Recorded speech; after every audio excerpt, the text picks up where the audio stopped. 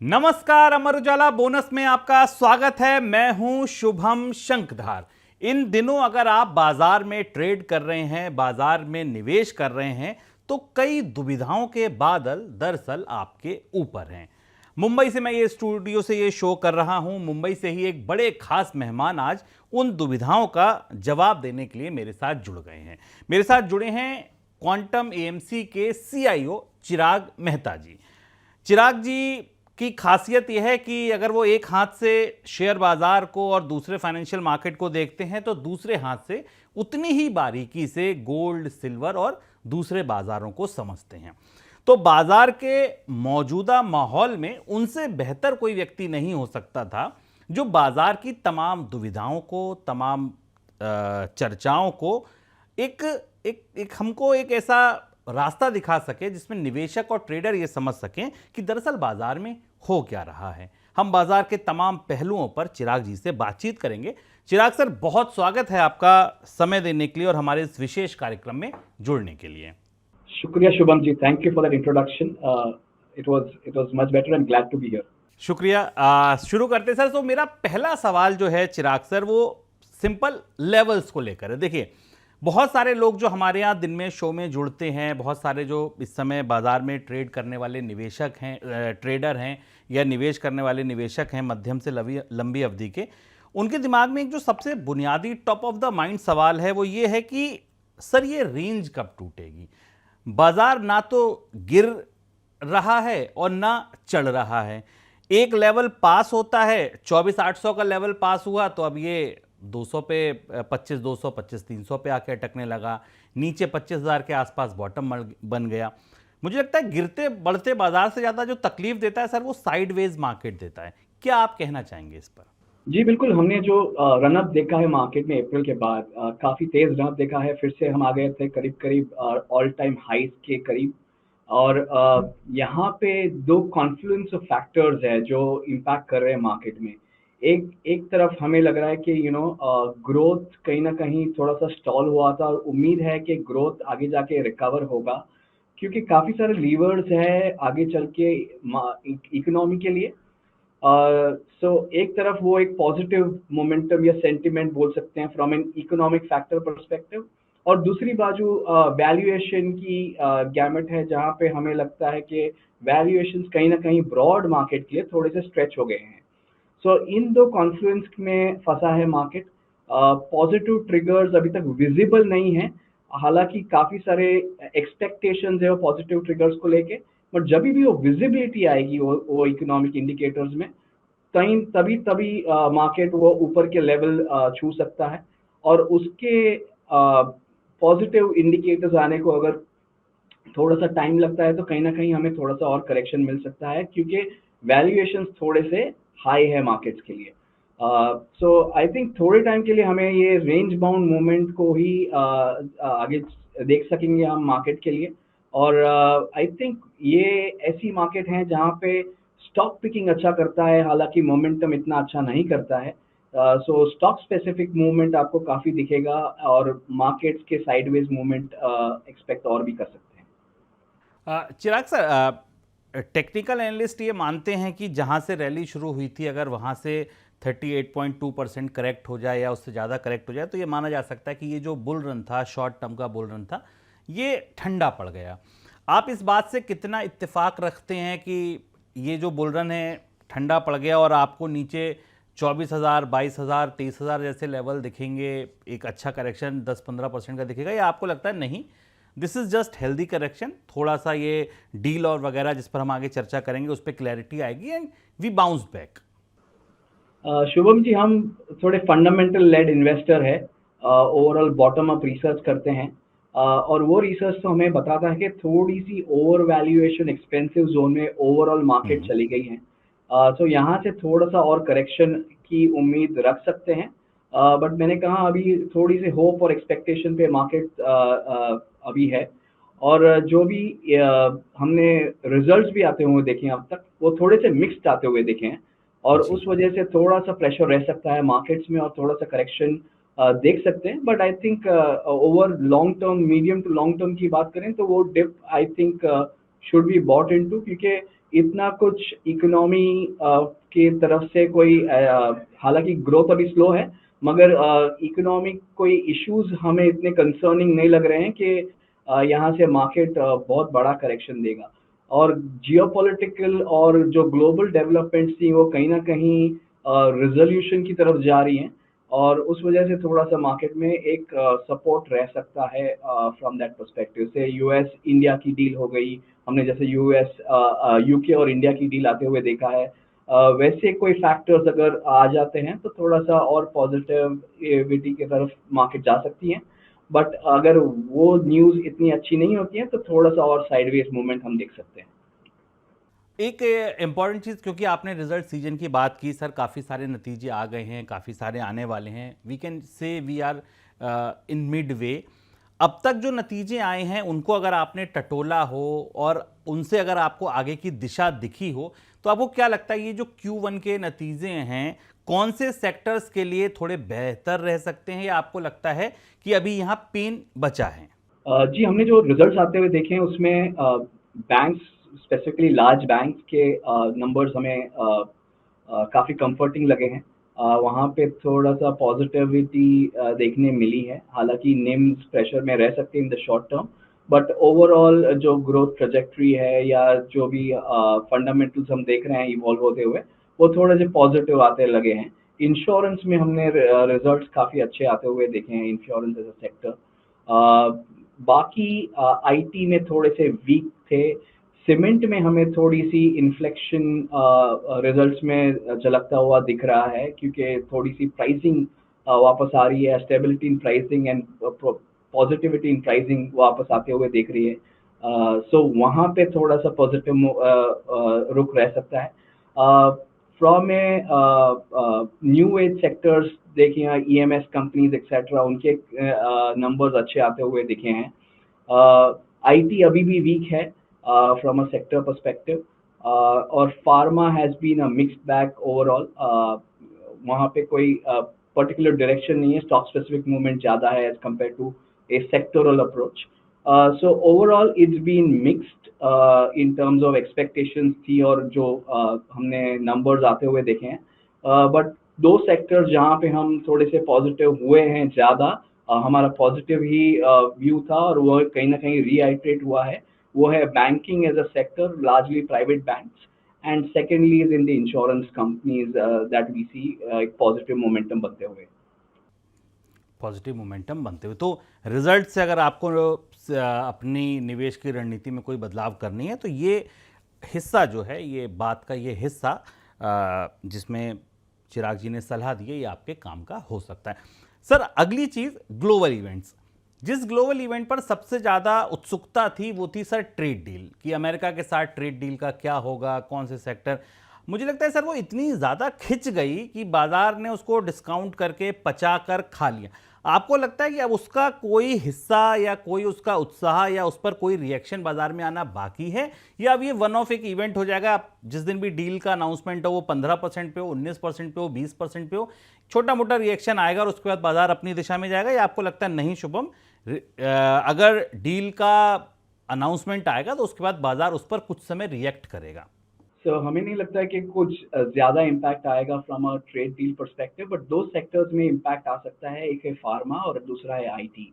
जैसे हमने काफ़ी सारे ट्रेड डील्स अनाउंस होते हुए देख रहे हैं, आईटी स्पेंडिंग ओवरऑल ग्लोबली काफ़ी सबड्यूड रहा है, not only for this year but last 2-3 साल में, और एक्सपेक्टेशन था कि ये साल थोड़ा सा पॉजिटिव रुक आ सकता है आईटी स्पेंडिंग में, ओवरऑल जो डिस्क्रिशनरी स्पेंड हम बोलते हैं आईटी कंपनीज के लिए। वहाँ पे अगर जो अनसर्टनिटी है ट्रेड के हिसाब से, अगर वो कहीं ना कहीं रिजॉल्व होती दिख रही है, तो आईटी सेक्टर के लिए ओवरऑल काफ़ी पॉजिटिव मोमेंटम बन सकता है from a revenue perspective and therefore earnings perspective. तो ये दो सेक्टर्स पे ध्यान रख के चलना चाहिए, और अगर पॉजिटिव नंबर आता है from a trade deal perspective तो थोड़ा सा पॉजिटिव इम्पैक्ट आ सकता है मार्केट में, and specifically for these two sectors, pharma और आईटी। फार्मा और आईटी ये दो सेक्टर हैं जहां पर निवेशकों को नजर रखनी चाहिए। सर, अभी आप सीआईओ के नज़रिए से जब आप अपने फंड्स का मैनेजमेंट कर रहे हैं, जब आप अपनी टीम को सलाह दे रहे हैं, तो आपका फोकस कहाँ है? अगर सेक्टर पर आपने कहा कि आईटी और फार्मा पे फोकस रखना है, क्या लीडिंग कंपनियों पर फोकस रखने की सलाह है, या आपको लगता है कि नहीं शुभम, ये जो समय है ये मिड कैप स्मॉल कैप में जो नई कंपनियां हैं, अच्छी कंपनियां हैं, छोटी कंपनियां हैं, उनको चुनने का ज़्यादा समय? ठीक है, मैं समझता हूं फंड का एक नेचर है कि उसमें अगर लार्ज कैप है तो लार्ज कैप चुना जाएगा, मिड कैप है तो मिड कैप चुना जाएगा, लेकिन अगर निवेशक के नज़रिए से आपको समझाना हो तो आपकी सलाह क्या रहेगी? बड़ों के साथ रहो या नहीं, छोटों को भी चुना जा सकता है? जैसे मैंने कहा कि बॉटम अप हर एक स्टॉक को देखना चाहिए, और हमने एक ट्रेंड देखा है लास्ट कुछ महीनों में डेवलप होते हुए, कि जो रिलेटिव वैल्यूएशन गेम है वो कहीं ना कहीं उसमें उसमें कहीं ना कहीं एक अच्छा वैल्यूएशन कैचअप हम देख रहे हैं। तो हालांकि वो लीडर ना हो बट अच्छी क्वालिटी की कंपनी होती है, तो उनके रिलेटिव वैल्यूएशन जो गैप्स थे वो कहीं ना कहीं फिल हो रहे हैं। सो जैसे अगर नंबर 2 और नंबर 3 कंपनी है वो सेक्टर में, उनकी क्वालिटी अगर अच्छी है, तो कहीं न कहीं जो डिस्काउंट पे वो ट्रेड कर रहे थे, वो कहीं न कहीं फिल हो रहा है, और वो रिलेटिव कैच-अप फंडामेंटली हम आते हुए देख रहे हैं in terms of price action. So ये जो एक फंडामेंटल चेंज देखा है हमने आते हुए, वो कहीं न कहीं वो कैच-अप गेम में मदद कर रहा है। सो ऐसा नहीं कहूँगा कि सिर्फ लीडिंग कंपनी, बट एक सेक्टर वाइज अगर आप देखें तो उसमें आपको सेक्टर बाय सेक्टर देखना पड़ेगा कि लीडर्स के साथ रहें या बॉटम अप फिशिंग करें, इन टर्म्स ऑफ जो क्वालिटी कंपनीज हैं अभी भी डिस्काउंट में चल रही हैं उसको लिया जाए, ताकि वो वैल्यूएशन गैप जब भी भरेगा आपके रिटर्न्स अच्छे हो सकते हैं। So for example banking as a sector में हम टॉप बैंक के साथ रहना चाहेंगे, क्योंकि वहाँ पे जो impact medium to long term में आएगा वो काफ़ी पॉजिटिव होगा लार्ज बैंक के लिए as opposed to smaller bank. From a hmm. जब भी क्रेडिट ग्रोथ वापस आता है इकोनॉमी में, so I think large banks को फायदा ज्यादा होगा as opposed to the smaller banks, क्योंकि उनके डिपॉजिट ग्रोथ की गेम हो जाएगी, तभी तभी डिपॉजिट ग्रोथ जो कर पाएंगे वो क्रेडिट ग्रोथ में भी हिस्सा ले पाएंगे। So from that perspective large banks में रहना is a favourable thing. And secondly I would say बहुत सारी कंपनीज है small and mid cap sectors में, स्पेशली स्मॉल कैप्स में, जहाँ पे बहुत निश अपॉर्चुनिटीज है। फॉर एग्जांपल हेल्थ केयर में एपीआई रिलेटेड प्लेज हैं जो, या डायग्नोस्टिक रिलेटेड प्लेज हैं, या फिर इंपोर्ट सब्सटीट्यूशन रिलेटेड जो प्लेज हैं पावर रिलेटेड सेक्टर्स में, वहाँ पे बहुत सारा अच्छा स्कोप है, अच्छी अपॉर्चुनिटी है फॉर इन्वेस्टर्स, जहाँ पे बड़ी कंपनी है ही नहीं वो ऑपरेशंस में। सो नहीं है, राइट। जो भी अपॉर्चुनिटी है वो स्मॉलर कंपनीज में ही है। सो आपको एक बारबेल अप्रोच करना पड़ेगा, जहाँ पे कई सेक्टर में आप लार्ज कैप कंपनीज के साथ रहे, और कहीं ना कहीं जहाँ पे निश अपॉर्चुनिटीज है वहाँ पे आपको छोटी स्मॉल कंपनियां कैप भी की चल सकती अपॉर्चुनिटी हैं। है। चिराग सर, अगला सवाल जो मेरा है वो दरअसल बिल्कुल एकदम निवेश के लिए सीधे हम अगर सलाह देना चाहें, आपने कहा कि ठीक है सेक्टर की बात हो गई, ये दो सेक्टर हैं, इनमें कंपनियां आप अपने रुचि के हिसाब से, अपने रिस्क मैनेजमेंट के हिसाब से चुन लीजिए, आपको अपॉर्चुनिटी दोनों जगह मिलती है। चिराग सर से बात हो और गोल्ड पर बात ना हो और कमोडिटी पर बात ना हो, ऐसा हो ही नहीं सकता। ऐसे बहुत गिने चुने एक्सपर्ट से मैं मिलता हूं जो दोनों ही बाजारों पर बिल्कुल नज़र रखते हैं। सर, बाजार में एक चर्चा ये भी है, बहुत सारे एक्सपर्ट जिनसे मैं बात कर रहा हूं इन दिनों, एक चर्चा ये भी है कि करेंसी को और यूएस की फेड की यूएस की जो इंटरेस्ट रेट है उसको पर एक बड़ा निगाहें इस समय लोग हैं, जो बड़े ट्रेडर्स हैं वो अपने टर्मिनल में एक तरफ यूरो आईएनआर और यूएसडी खोले रहते हैं कि भाई अभी 101 चल रहा है यूएस आईएनआर, और अगर ये 103 104 हुआ, 105 हुआ, समझो कि इंडिया का मार्केट हो गया, बस अब फिर तो बड़ा फॉल आने वाला है। कितना तवज्जो आप देते हैं इन चीज़ों को? कितना आपको लगता है कि वहाँ पर इंटरेस्ट रेट अगर एक्सप्लोड होता है, डेट मार्केट में कुछ हरकत होती है, यूरो आईएनआर में कोई बड़ा मूवमेंट आता है, ये बाजार के लिए कितनी बड़ी चिंता, चुनौती साबित हो सकती है? जो यूएस इंटरेस्ट रेट्स है वो इंटरेस्ट रेट्स ग्लोबली सेट करते हैं एज अ बेंचमार्क, राइट? और उनके फ्लोज जो आते जाते हैं, अगर वहाँ पे इंटरेस्ट रेट्स बढ़ते हैं तो वहाँ पे फ्लोज बढ़ेंगे, अगर इंटरेस्ट रेट्स कम होते हैं तो वहाँ से फ्लोज निकलेंगे, तो और उसका इम्पैक्ट सीधा सीधा करेंसी मूवमेंट में आएगा, जैसे आपने कहा डॉलर इंडेक्स के अंदर आपको देखने मिलता है। सो ओवरऑल हमें लगता है कि US dollar over a medium to long term depreciate होना चाहिए even from current levels.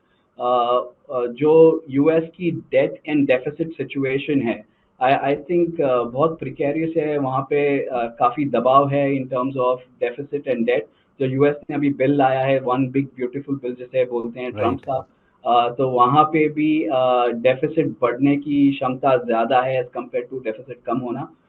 So US में ऑलरेडी जो डेट बाय करती थी नेशंस वो कम हो रही हैं, उस वजह से और डेट काफ़ी अनसस्टेनेबल लेवल्स पहुंच गया है।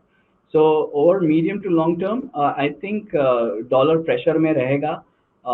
इंटरेस्ट रेट्स हालांकि नीचे आ सकते हैं but not to a very large extent, और रियल इंटरेस्ट रेट्स जो है, जो इंटरेस्ट रेट्स माइनस इन्फ्लेशन बोलते हैं, वो कहीं ना कहीं नीचे आते हुए देखेंगे हम, क्योंकि डेट रोल ओवर्स अगर ये लेवल्स पे होंगे यूएस में, $3 ट्रिलियन डेट अब मैच्योर हो रहा है ये साल, $3 ट्रिलियन नेक्स्ट ईयर, उसके बाद भी $2.5 ट्रिलियन का डेट मैच्योर हो रहा है। सो अगर ये इतने हाई इंटरेस्ट रेट्स पे अगर वो डेट रोल ओवर होता है तो आई थिंक यूएस के इंटरेस्ट पेमेंट्स काफ़ी बढ़ जाएंगे। अभी भी $1 ट्रिलियन के इंटरेस्ट पेमेंट्स वो कर रहे हैं। सो ओवरऑल आई थिंक कहीं ना कहीं यूएस इकोनॉमी अच्छे शेप में नहीं है, और वो काफ़ी लेंड करेगी pressure in terms of flows, outflows from the US market. और इंडिया में flows over the medium to long term काफ़ी आ सकते हैं, जो हमने डॉलर डेप्रीशिएट होते हुए देख रहे हैं काफ़ी कुछ महीनों से। वहाँ पे थोड़ा सा रिबाउंड आ सकता है अगर ट्रेड डील्स पास हो गई और यूएस के हित में कुछ ट्रेड डील्स आ गई, but medium to long term I think वहाँ पे प्रेशर बना रहेगा, एंड फ्लोज इंडिया में या ऑल्टरनेटिव एसेट्स लाइक गोल्ड में आते रहेंगे ओवरऑल। इस बात को, जो बात अभी चिराग सर ने कही है, इस बात को कान लगाकर सुनिए और इस बात को अंडरलाइन कर लीजिए। जो बात थी सबसे इंपॉर्टेंट वो ये कि ये जो डेट की मैच्योरिटी आ रही है ना, अब जब ये दोबारा रिन्यू किए जाएंगे तो उस इंटरेस्ट रेट पे किए जाएंगे जो अभी चल रही है। इंटरेस्ट रेट का पेमेंट बहुत तेजी से आगे बढ़ेगा। दूसरी तरफ अगर ये ट्रेड डील जिस तरह से हो रही हैं और ये एक माहौल बन रहा है कि अगर अमेरिका में इन्फ्लेशन बढ़ा सकती हैं ये ट्रेड डील किसी तरीके से, तो सोचिए ब्याज दरें पहले से ऊपर, रिन्यू होने आएंगे तो ब्याज दरों पर होने वाला खर्च, ब्याज पर होने वाला खर्च बढ़ेगा।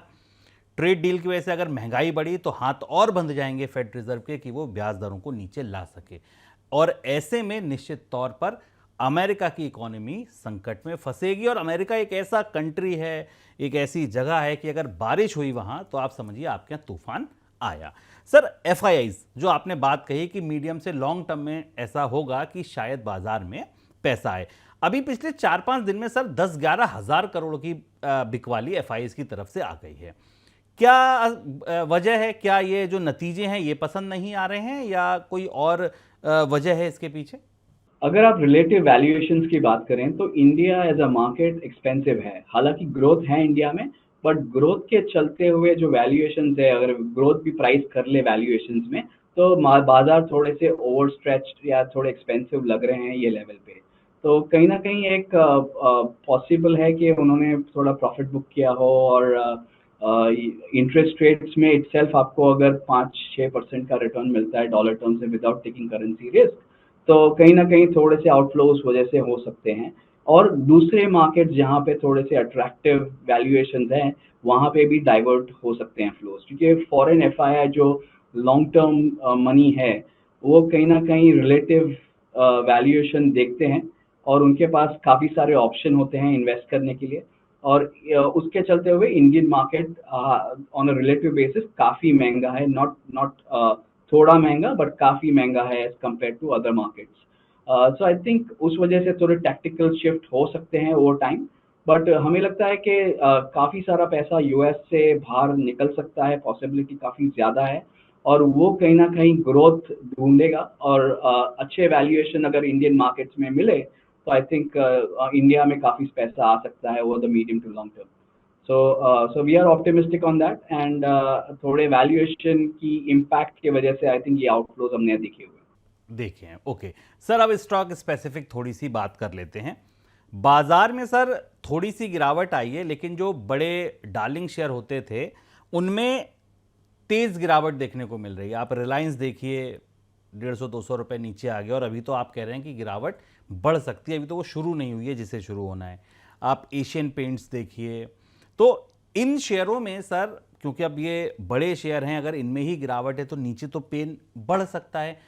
क्या सलाह आपकी है किस तरीके के शेयर इस समय अगर चुनाव करना हो किसी को, अगर आपको लगता हो, पहली बात तो यही कि आपकी अब तक की बात सुन के मुझे ये लगा कि आप ये कहना चाह रहे हैं अप्रत्यक्ष रूप से कि अगर अच्छे मुनाफे मिल रहे हैं तो भैया एक बार बुक कर लो। अगर तुमको ट्रेड करते हो या छोटी सी मध्यम अवधि में पैसा लगाते हो तो अगर मुनाफा मिल रहा है ना ठीक ठाक, तो निकाल के एक बार पॉकेट में रख लो।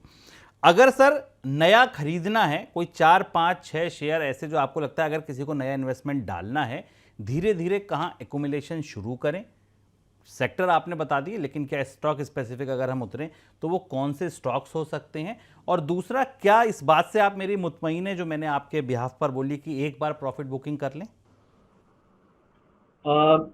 आई think profit booking, I mean as I said, आपके अपने अपने पोर्टफोलियोज होंगे, उसमें कितना एलोकेशन है उसके हिसाब से डिसाइड करना चाहिए। मगर I will agree that valuation थोड़े से स्ट्रेच तो हैं, बट ऐसी मार्केट जहाँ पे ग्रोथ स्लो डाउन हमने इकोनॉमी में आते हुए देखते हैं और यू नो होप होती है in terms of recovery, but कोई पॉजिटिव मोमेंटम ये ट्रिगर्स नहीं दिख रहे हैं, इकोनॉमिक इंडिकेटर्स, लीडिंग इंडिकेटर्स ने वो नहीं बता रहे हैं अभी कि ग्रोथ में रिकवरी आ रही है, ग्रीन शूट्स आ रहे हैं। ऐसे टाइम पे markets normally sideways to corrective zone में चला जाता है, और स्टॉक पिकिंग अच्छे से करें तो आपको वैसे मार्केट में वही चीज चलती है नॉर्मली। तो उस हिसाब से मैंने कहा कि हमें लगता है कि प्राइवेट बैंक्स में आप देख सकते हैं, या इंश्योरेंस कंपनीज में जहाँ पे रिजल्ट्स अच्छे आए हैं वहाँ पे देख सकते हैं कोई opportunities. And at the same time I will say that even with in the small cap segment आपको बॉटम अप अपॉर्चुनिटीज मिल रही हैं, पॉकेट्स ऑफ अपॉर्चुनिटीज मिल रही हैं। जैसे मैंने कहा कि कोई अच्छा स्टॉक है जहाँ पे कोई अच्छी एपीआई कंपनी है, फॉर एग्जांपल फार्मा रिलेटेड, या फिर पावर जनरेशन में काफ़ी सारे कंपनीज काम कर रही हैं in terms of import substitution, या फिर even in the health care segment, in the diagnostic space, या फिर ई कॉमर्स स्पेस, वहाँ पे काफ़ी अपॉर्चुनिटीज दिख रही हैं हमें in terms of opportunities. There are certain sectors like chemicals for example जो डाउनटर्न से बाहर आ रहे हैं, वहाँ पे थोड़ी निश अपॉर्चुनिटीज दिख रही हैं हमें। In terms of logistics, for example, as a sector has been in doldrum for last 2-3 years, तो वहाँ पे थोड़ी थोड़ी green shoots हमें दिखाई दे रही हैं। So I think you will have to get into deep into fundamentals of each company, और कहाँ पे आपको green shoots दिख रही हैं उसके हिसाब से आपको investment में जाना पड़ेगा। हालांकि मैं stocks से ज़्यादा नहीं बता पाऊंगा, but these are the sectors और triggers जो हम देख रहे हैं while constructing the portfolio, वो आपको देख के invest करना चाहिए। अब आपको ये जो सेक्टर्स पता चले इनमें उन चुनिंदा कंपनियों को देखिए, रिजल्ट्स की एनालिसिस आप बोनस पर देखते रहिए और आप उसके बाद चुनाव कीजिए। सर, अंतिम सवाल, गोल्ड $3342 के आसपास ट्रेड कर रहा है, आपकी 3 बातों को मैं पकड़ता हूं। बाजार में वैल्यूएशन का कंसर्न है, पहली बात। दूसरी बात, आपने कहा कि अभी हो सकता है बाजार में एक थोड़ा और डिप देखने को मिले, पेन दिख रहा है, दूसरी बात। तीसरी बात आपने कही कि इकोनॉमी में अभी जब सुस्ती दिख रही हो, कोई बड़ा ट्रिगर ना दिख रहा हो। सर, क्या सोने को की तेजी को और बल देने के लिए ये तीनों ही कारक काफी हैं? सोने के प्राइसेस इंडियन इकोनॉमी के हिसाब से नहीं चलते हैं, ग्लोबल इकोनॉमी के हिसाब से चलते हैं, ग्लोबल फैक्टर्स के हिसाब से चलते हैं।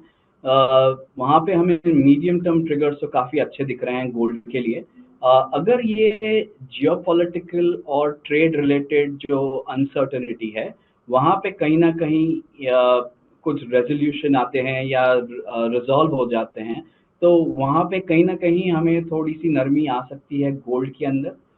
But I think that will be good level to add gold to your portfolio, क्योंकि हमें लगता है कि काफ़ी सारे पोर्टफोलियोज में गोल्ड बहुत अंडर एलोकेटेड है। सो सही मात्रा होगी 10 से 15% गोल्ड का एलोकेशन। तो अगर आपके गोल्ड के एलोकेशन नहीं है तो वो एक अच्छी अपॉर्चुनिटी होगी आपके गोल्ड एलोकेशन बढ़ाने के लिए, क्योंकि medium to long term prospects काफ़ी सॉलिड है गोल्ड के लिए at this point in time. So I think अगर ये सब रिजॉल्व होते दिख रहे हैं तो आपको एक डिप आ सकता है गोल्ड के अंदर भी, बट आई थिंक बहुत ज़्यादा उम्मीद ना करें इन टर्म्स ऑफ गोल्ड एलोकेशन के। फंडामेंटल्स काफ़ी सॉलिड है, सेंट्रल बैंक बाइंग अभी भी हो रही है, इन्वेस्टमेंट पोर्टफोलियोज में भी एलोकेशन हो रहा है गोल्ड में। सो ओवरऑल जो ट्रेजेक्ट्री है वो काफ़ी रोबस्ट है गोल्ड के लिए। तो अगर एक डिप आता है इन टर्म्स ऑफ रिजल्ट, अगर अनसर्टेनिटी ये कम होती है तो आपको गोल्ड में बाइंग करना चाहिए। देखिए भाई, बाजार में अगर आपको वैल्यूएशन का डर लग रहा है, गिर रहा है, तो भले सोने की कीमतें बाजार भारत के हिसाब से ना चलें, लेकिन पोर्टफोलियो तो आप भारत में बना रहे हैं। तो अगर बाजार में कुछ घबराहट है, डर है, बेचैनी है, तो आप अपना पैसा निकाल कर गोल्ड में डाल दीजिए। और जिन एक्सपर्ट को आप सुन रहे हैं इस समय, मैं ये कहना चाहूँगा कि अगर आपके आसपास शहर में कभी आपको पता चले कि चिराग जी कोई गोल्ड पर सेशन कर रहे हैं, तो आप ज्वाइन कीजिएगा। मैंने किया है, बहुत सारे सेशंस वो करते रहते हैं छोटे छोटे म्यूचुअल फंड डिस्ट्रीब्यूटर्स के साथ, लोगों के साथ, जिस पर वो गोल्ड को एसेट क्लास की तरह कैसे इस्तेमाल करें। मेरी रिकमेंडेशन है, आप लोग अगर कभी आपके को ये मौका मिले कि आपको पता चले आसपास किसी सोशल मीडिया माध्यम से कि चिराग जी का कोई गोल्ड पर सेशन हो रहा है, तो ज़रूर ज्वाइन कीजिएगा। चिराग जी, इस चर्चा में जुड़ने के लिए बहुत शुक्रिया, आपका समय देने के लिए बहुत धन्यवाद। थैंक यू शुभम जी, शुक्रिया, थैंक यू। आप लोगों का भी बहुत शुक्रिया। निश्चित तौर पर बाजार की दिशा को जानने के लिए इस कार्यक्रम के माध्यम से आपको मदद मिली होगी। अब आगे आप अमर उजाला बोनस के साथ जुड़े रहिए। मुझे इजाज़त दीजिए, नमस्कार।